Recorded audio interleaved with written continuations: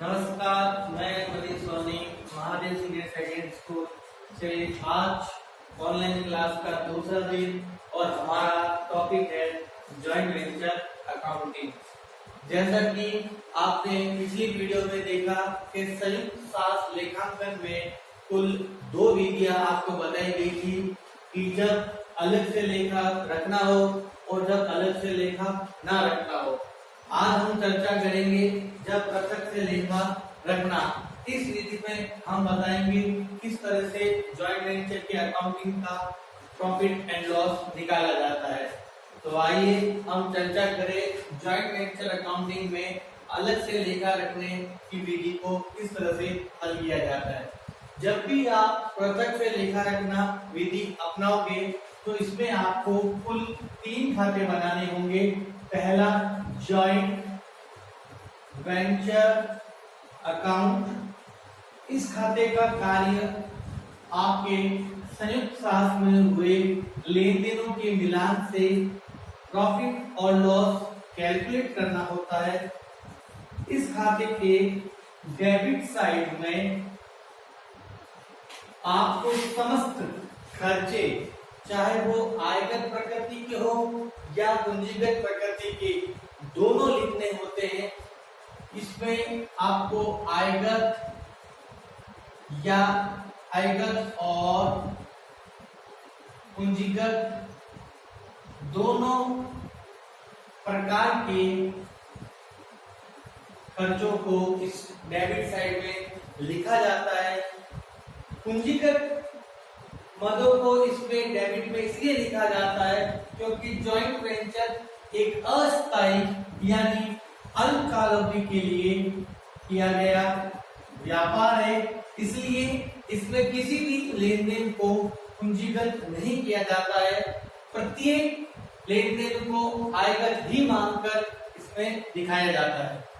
इसके credit side में आयगत और पूंजीगत आय दिखाई जाती है और इनका मिलान करके लाभ हानि की गणना करके सहसाशियों के मध्य और दूसरा खाता बनाया जाता है को वेंचर अकाउंट, सह साशी खाता, जहां पर सहसाशी द्वारा किए गए लेन देनों को इस खाते में दिखाया जाता है। ये खाता पूंजी खाते की भांति तैयार किया जाता है। इसके डेबिट साइड और क्रेडिट साइड में लेन देन लिखे जाते, अंततः इनका मिलान करके सहसाशियों का अंतिम पैसों की गणना की जाती है और अंत में एक जॉइंट बैंक अकाउंट तैयार किया जाता है जो संयुक्त साख में हुए समस्त प्राप्तियों और समस्त भुगतान को प्रदर्शित करता है और इनका मिलान करके इस संयुक्त साख का लेखांकन का समापन करता है। इसके डेबिट साइड में रिसिप्ट्स दिखाई जाती है और इसके क्रेडिट साइड में पेमेंट्स दिखाई जाती है। अब आप एक उदाहरण के माध्यम से ये समझोगे कि किस तरह से संयुक्त साख में अलग से लेखा रखने समय अकाउंटिंग की जाती है। उदाहरण के तौर पर हम ये मान लेते हैं कि 2 सहसाशी है X और Y। इन्होंने एक भवन निर्माण का कार्य प्रारंभ किया जिसका ठेका मूल्य 18 लाख रुपए है, जो कार्य पूर्ण होने पर रोकड़ यानी बैंक के द्वारा प्राप्त होगा। और इन्होंने 50,000 और 60,000 रुपए लगाकर संयुक्त बैंक खाता खोला, एक जॉइंट बैंक अकाउंट खोला। जब भी ये सहसाशी बैंक में पैसा जमा कराएंगे तो सबसे पहले आपको जॉइंट बैंक में एंट्री करनी है कि एक्स को वेंचर ने कितना पैसा जमा कराया और वाई को वेंचर ने कितना पैसा जमा कराया, और यही उसकी पोस्टिंग इनके व्यक्तिगत खातों में करनी है एक्स और वाई के इन्होंने कितना पैसा संयुक्त साहस में निवेश किया।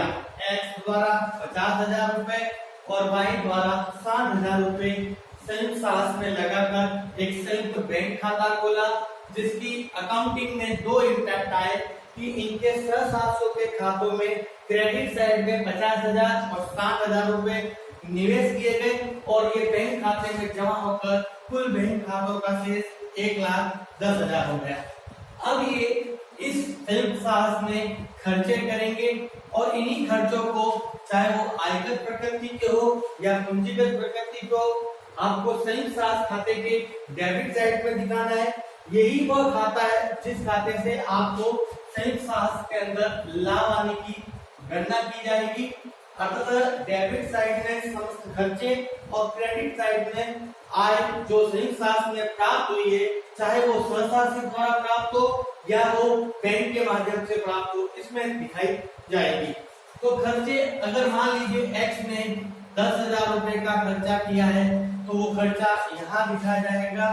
तो खर्चों का नाम एक्सपेंसेस और एक्स लिखकर 10,000 रुपए लिखे जाएंगे और इसी 10,000 की व्यक्तिगत पोस्टिंग एक्स के खाते में होगी बाय एक्सपेंसेस 10,000 रुपए। ध्यान रहे, इस संयुक्त साहस खाते में जो भी लेन देन डेबिट पक्ष में लिखा जाएगा उसकी या तो खतौनी संयुक्त सहसासियों के खाते में होगी या उसकी खतौनी संयुक्त बैंक खाते में होगी, क्योंकि इसी या तो ये लेन देन किसी सहसासी द्वारा होगा या कोई एक्सपेंसेस आपके बैंक के माध्यम से किया जाएगा, तो वो बैंक के पेमेंट साइड में एक्सपेंसेस के नाम से दिखाया जाएगा। जैसे कि मैंने दो एक्सपेंसेस दिए, एक सहसासी द्वारा वहन किया गया और एक बैंक द्वारा वहन किया गया।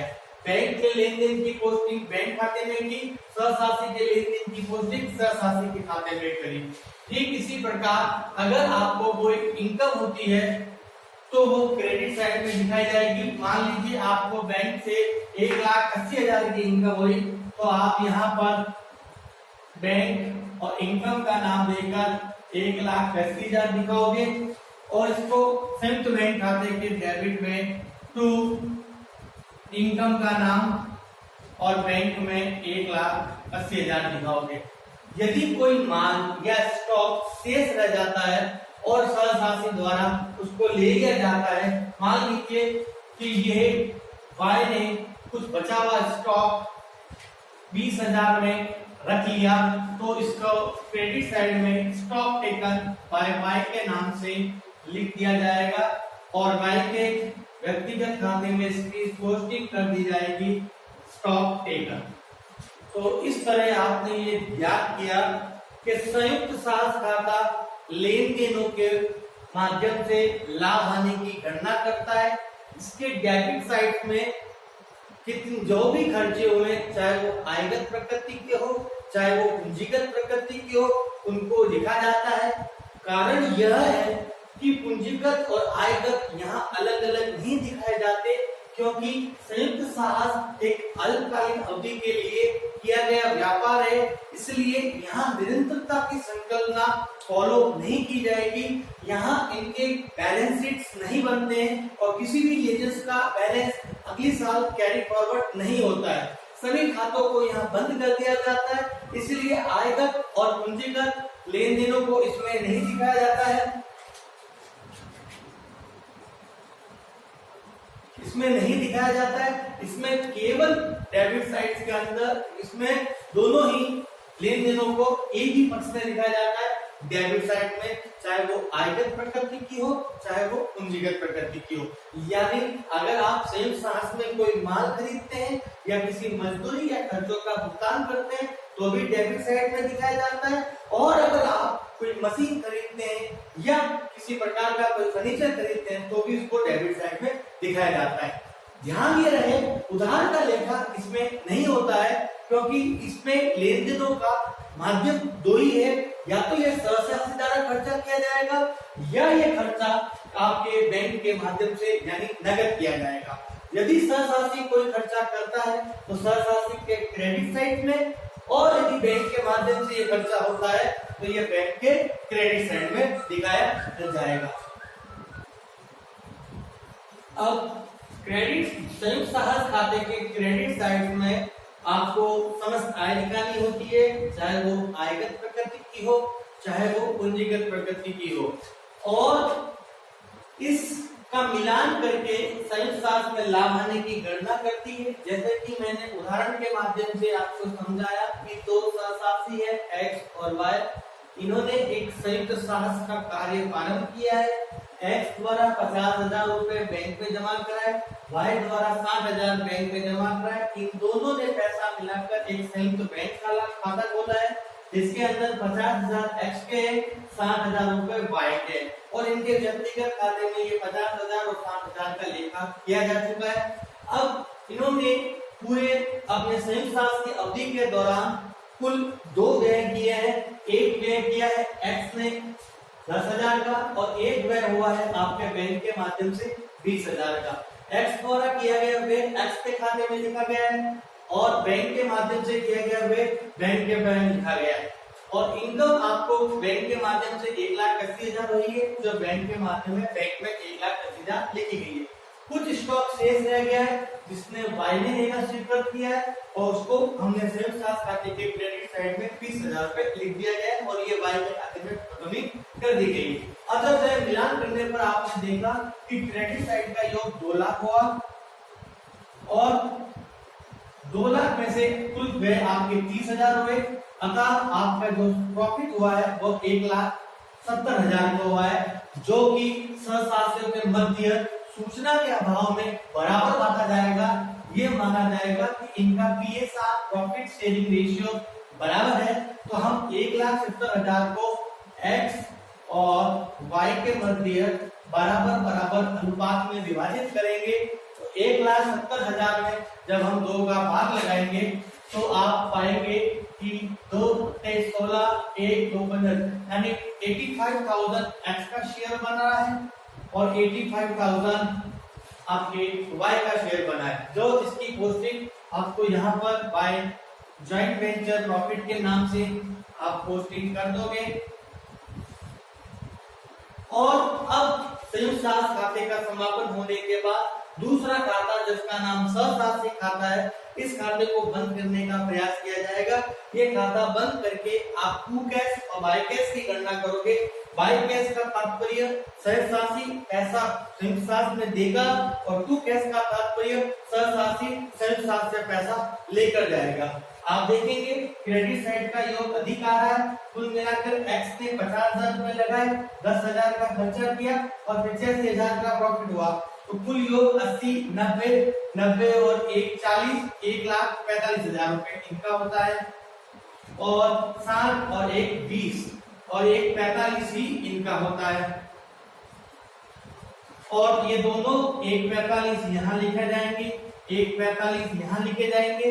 एक्स का डेबिट में कुछ लेन देन नहीं है, जिसके फलस्वरूप 1,45,000 एक्स लेकर जाएगा, और 1,45 में 20 कटने के बाद 1,25 वाई लेके जाएगा, और ये पोस्टिंग बैंक खाते में कर दी जाएगी। एक्स लेकर जाएगा 1,45,000 और वाई लेकर जाएगा 1,25,000।